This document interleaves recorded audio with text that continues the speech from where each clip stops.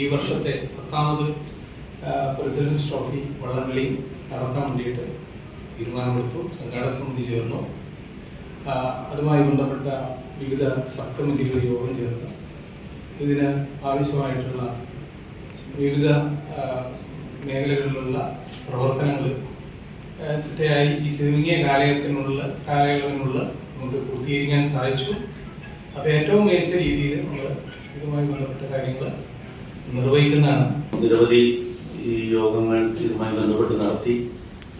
നിങ്ങൾക്ക് അറിയുന്ന പോലെ ആദ്യത്തെ പ്രസിഡന്റ്സ് ട്രോഫി മുതൽ ഈ പ്രസ് ക്ലബിൽ തൊട്ട് മുമ്പത്തെ ദിവസം ഇതേപറ്റി നടത്തുന്ന വാർത്താ സമ്മേളനങ്ങളിൽ പങ്കെടുക്കാറുള്ള ആളാണ് ഞാൻ. അപ്പോൾ 10ാമത് പ്രസിഡന്റ്സ് ട്രോഫിയാണ് ഇത് ഇത്തവണ നടക്കുന്നത്. ഒപ്പം ഈ ചാമ്പ്യൻ സ്പോർട്സ് ലീഗിന്റെ 4ാം എഡിഷന്റെ അവസാനത്തെ മത്സരമാണ് ഇപ്പോ ഇവിടെ കൊല്ലത്ത് നടക്കാൻ പോകുന്നത്. ഫൈനലാണ്, ഗ്രാൻഡ് ഫിനാലെ. കഴിഞ്ഞ 3 എഡിഷനിലും കൊല്ലത്ത് തന്നെയാണ് നടന്നത്. ഇത്തവണയും അത് കൊല്ലത്ത് തന്നെ നടത്താൻ തീരുമാനിച്ചു. സംസ്ഥാന ഗവൺമെന്റ് ടൂറിസം ഡിപ്പാർട്ട്മെന്റ് അത് കൊല്ലത്ത് തന്നെ അതിന്റെ ഫിനാലെ നടത്തണം എന്നാണ് തീരുമാനം. അതിന്റെ അടിസ്ഥാനത്തിലാണ് അന്ന് ഈ പ്രസിഡന്റ്സ് ട്രോഫിയും അതോടൊപ്പം ഈ CBL ചാമ്പ്യൻ സ്പോർട്സ് ലീഗിന്റെ ഗ്രാൻഡ് ഫിനാലെ കൊല്ലത്ത് അഷ്ടമുടി കായലിൽ തന്നെ നടക്കുകയാണ്. കൊല്ലം നഗരത്തോട് ചേർന്ന് 8-9 ജില്ലകളിൽ നടക്കുന്ന ഒരു സീരീസ് ഓഫ് കോമ്പറ്റീഷൻസ് ആണ് ചാമ്പ്യൻ സ്പോർട്സ് ലീഗിൽ. ഈ നഗരത്തിനോട് ചേർന്ന് നഗരമധ്യത്തിൽ നഗരത്തെ തൊട്ടുരുമി നടക്കുന്ന ഒരേ ഒരു CBL മത്സരവും കൊല്ലത്തേതാണ്.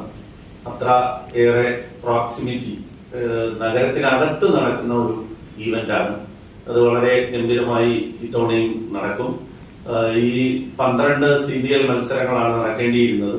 പക്ഷെ നിങ്ങൾക്ക് അറിയുന്ന പോലെ തന്നെ വയനാട്ടിലുണ്ടായ ദാരുണമായ ദുരന്തത്തിന്റെ പശ്ചാത്തലത്തിൽ ഇത്തരം ആഘോഷ പരിപാടികൾ വേണ്ടെന്ന് വെച്ചെങ്കിലും വലിയ ഈ മേഖലയിലുള്ളവരുടെ കടുത്ത ആവശ്യത്തെ പരിഗണിച്ച് ഗവൺമെന്റ് അത് 6ആയി ചുരുക്കി. ഇത്തവണ 6 മത്സരങ്ങൾ മാത്രമേ ഉള്ളൂ. കോട്ടയത്ത് താഴ്ത്തങ്ങാടിയിലാണ് ഇത് ആരംഭിച്ചത്.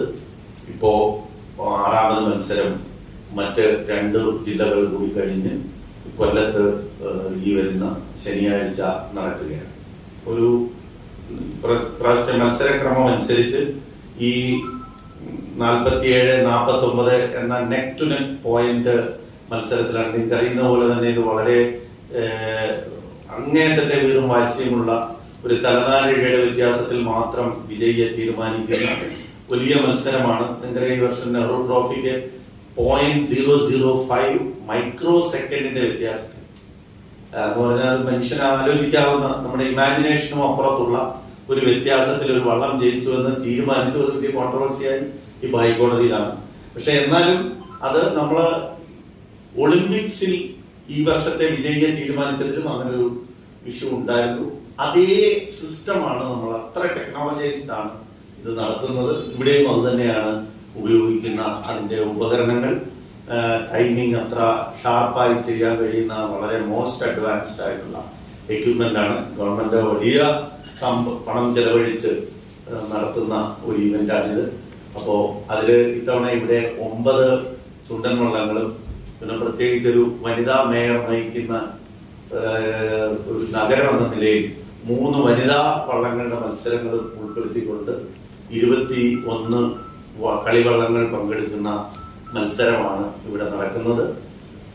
21 കളിവള്ളങ്ങളാകെ പങ്കെടുക്കും.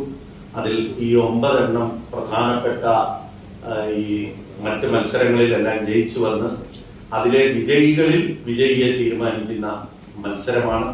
നിങ്ങൾക്ക് അറിയുന്നത് പോലെ തന്നെ ഇതിന്റെ ഓവറോൾ ചാമ്പ്യൻഷിപ്പിന് വിന്നർക്ക്, ഫൈനൽ വിന്നർക്ക് മാത്രം 25 ലക്ഷവും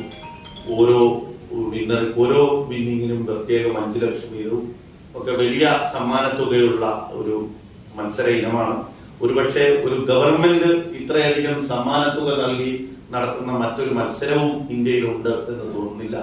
അത്രയേറെ വലിയ നമ്മുടെ ടോട്ടൽ ഈവന്റ് 12 നടക്കുമ്പോൾ 5,95,00,000 രൂപയാണ് സമ്മാനത്തുകയായി മാത്രം ഗവൺമെന്റ് നൽകുന്നത്. അത്രയേറെ വലിയ ഒരു ഈവന്റാണിത്. അത് അതിന്റെ എല്ലാ അർത്ഥത്തിലും വലിയ ഗംഭീരമായി വിജയിപ്പിക്കാൻ കഴിഞ്ഞ ഞാൻ നേരത്തെ സൂചിപ്പിച്ച പോലെ തന്നെ ബഹുമാനപ്പെട്ട കളക്ടറുടെ നേതൃത്വത്തിൽ നമ്മളിത് വളരെ പൂർണ്ണമായി ഓൾമോസ്റ്റ് എല്ലാ അറേഞ്ച്മെന്റുകളും ഒക്കെയാണ്. ഇന്നിപ്പോ ഉച്ചയ്ക്ക് ശേഷം ഒരു ഫൈനൽ ചെക്കപ്പ് ട്രാക്കിന്റെ ഡെപ്തിനെ പറ്റി കൂടെ നടത്തി കഴിഞ്ഞാൽ എല്ലാം നാളെ മുതൽ എല്ലാം ആക്ടിവിറ്റി ആരംഭിക്കും.